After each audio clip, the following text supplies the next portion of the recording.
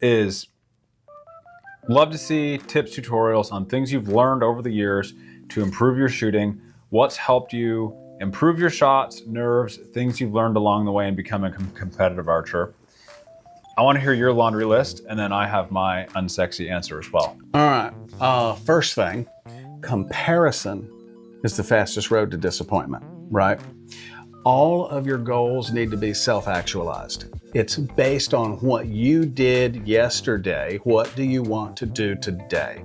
If you try to be a little bit better each day, you will steadily progress.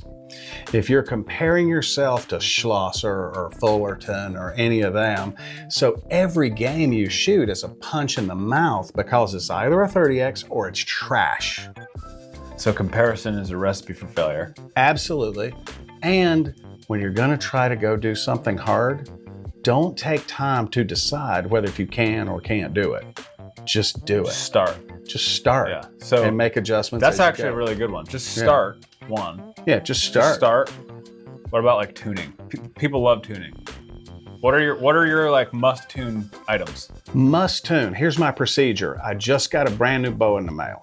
I slap my rest on. I put my stabilizer parts on. I put my peep in the string. I bolt my sight.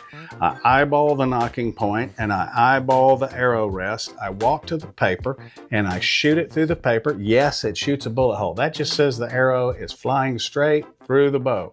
I'll shoot it for a month like that. I may or may not do anything else.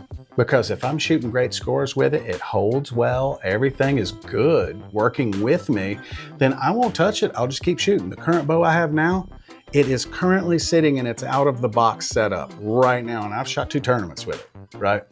So occasionally if I feel like, well, there's more, or the bow feels a little unsteady, I'll start working on the fit. I'll start working on the peep height. I'll start working on the overall holding weight. I will shoot it without stabilizer weight so I could actually see the uncorrected problems that I'm causing in the bow, because the bow itself, in tune or out of tune, the bow itself is inherently consistent. It pulls back, it lets go, it cycles exactly the same with 0 variation. We are the variation. So I spend more time working on me and my consistency than I do trying to find that magic tune. Because imagine, everybody's looking for the magic setup. Secret sauce. And the secrets. Yeah. Like I look at top pros bows just to see how they have them set up, just out of curiosity. And their setups on the same model bow is so different shooter to shooter. It's an absolute example of how the tune doesn't have that big of an effect, but it's actually the shooter. Because I see Schlosser has his bow all the way in one direction, Fullerton has his bow all the way in the other direction, and for me, neither one of those setups would shoot for me, but obviously it shoots great for them, right? So I find that just getting a basic bullet hole that says the bow is functioning within normal parameters, the rest is pretty well up to you. There are some things, group tuning, creep tuning, make sure that your timing is perfect and dialed for you. If you're shooting multiple distances. Dudley walk back, and Dudley walk back is only 2 distances. The walk back with multiple arrows, you don't need to do that unless you're a recurve shooter, right?